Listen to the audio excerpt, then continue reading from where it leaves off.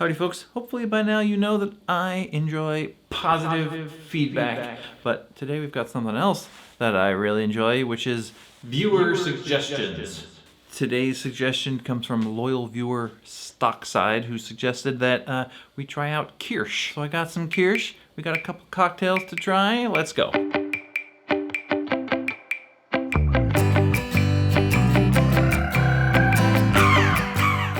So, first of all, big thank you to Stockside for the suggestion. Kirsch or kirschwasser is something that I knew about, but I hadn't really explored. So this is going to be pretty fun. So first of all, what is Kirsch? Well, Kirsch in German means cherry, and kirschwasser is a cherry eau de vie, or you might call a cherry brandy. Eau de vie, of course, is a French term that translates directly to water of life and basically just means any distilled spirit. So in French, eau de vie is any distilled spirit, but here in America, in English, eau de vie will refer to like fruit brandies. So the term brandy, like eau de vie, is basically like an umbrella term for anything distilled from fruit. Brandy usually means grapes, but of course you could make brandy from any fruit, including, in this case, cherries. But you'll also hear, of course, a lot about apricot brandy or framboise, or of course Calvados is an apple brandy, which would be an aged apple eau de vie. Then there's of course things like Slivovitz, plum brandy, you get the picture. But crucially, eau de vie will be fermented fruit that's then distilled and not just fruit soaked in, say, vodka and then redistilled. That's actually, I learned today, called a Geist. Geist in German means ghost or spirit, and is the sort of general term for distilled spirits. And as a lad, I spent a little time in Germany, and we used to sometimes drink Himbeergeist, which is a raspberry Geist. So I guess raspberries, they don't have enough sugar to ferment to make an eau de vie. So what you would do is soak the raspberries in like a neutral spirit like vodka, then redistill it, and you would get Himbeergeist, which is pretty exciting. I had assumed Himbeergeist was, distilled raspberries, but turns out that's a whole separate thing that I learned about today. Thanks, Wikipedia. Now, this kirschwasser that I have is a local brand, Clear Creek. They're a reputable, very good maker of fruit brandies and other things. They make McCarthy's whiskey, if you've ever had that.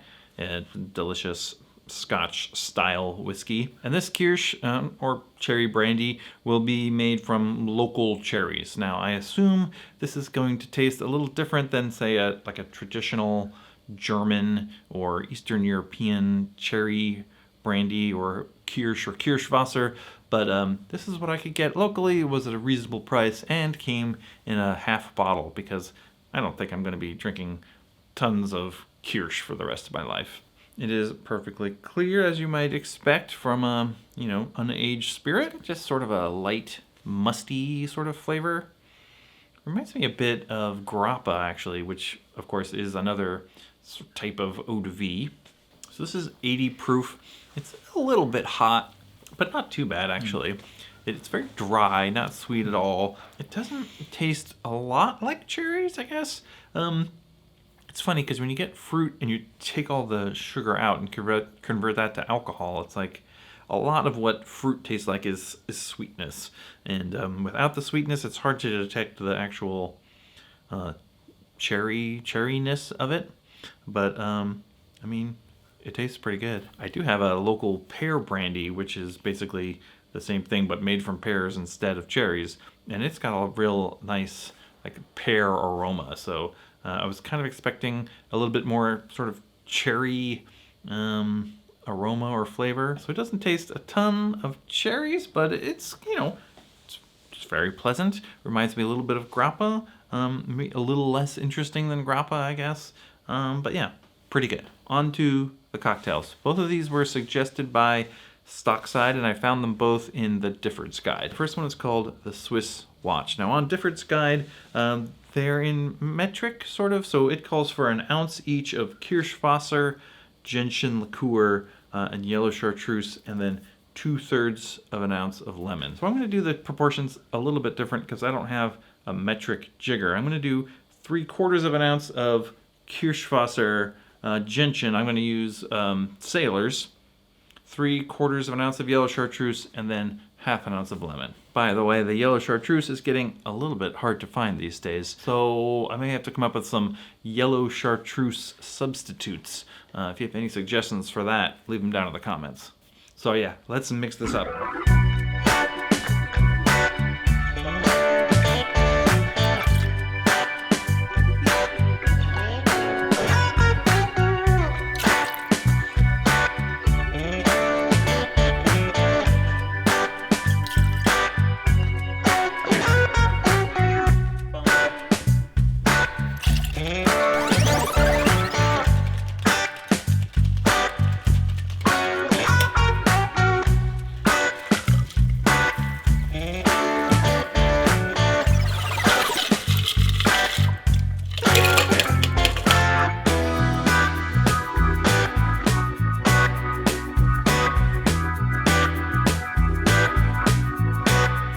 All right, we did it. Now, I realized too late that I was supposed to put this on ice, in a rocks glass with ice, but this will be fine.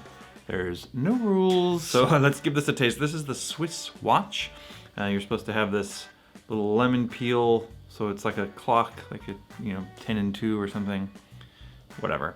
I don't usually go in for sugared rims, but I thought, you know what? Let's go for it. Let's go the extra mile, and because I'm worth it. It smells mostly of yellow chartreuse. It also tastes mostly of yellow chartreuse. You don't really detect a ton of the Kirsch, but that's okay. I mean, it's a lovely little light, refreshing drink. I think it's well balanced.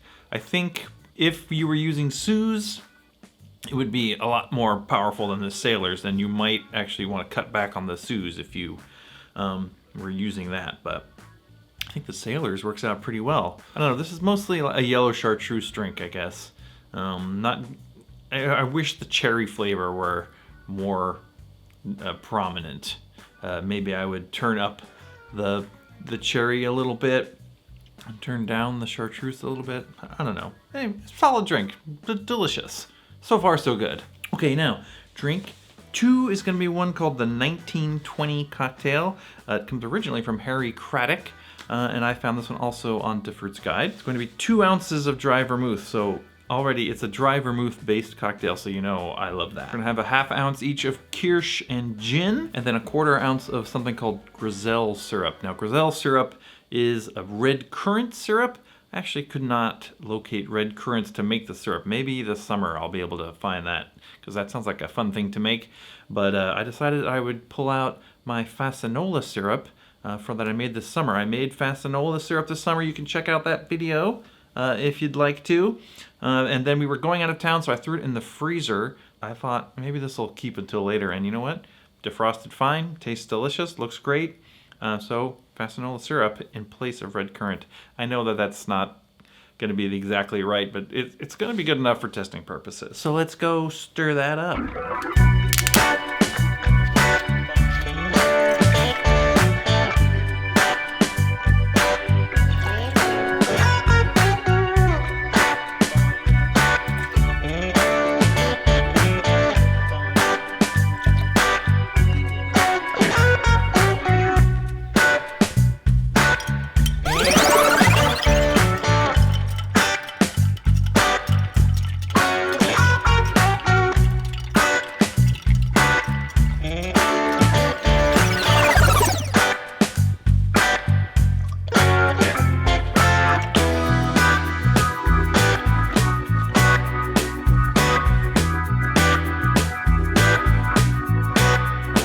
Check out drink 2, the 1920 cocktail.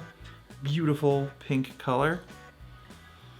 It's got I feel like I'm detecting the cherry a little bit more on this, although that fruity syrup is definitely coming through as well. This is my kind of drink. Vermouth based, which is nice, but it isn't like super vermouthy. I'm getting a lot more of that gin and the fruit of the Fassionola syrup, and I guess I'm trying to figure out where the Kirsch fits in. The Kirsch, I feel like is very neutral, It's sort of a lightly fruity, neutral base for other flavors to play on. I guess that's where I'm gonna land on Kirsch in cocktails. It's almost like using vodka, like a more interesting vodka.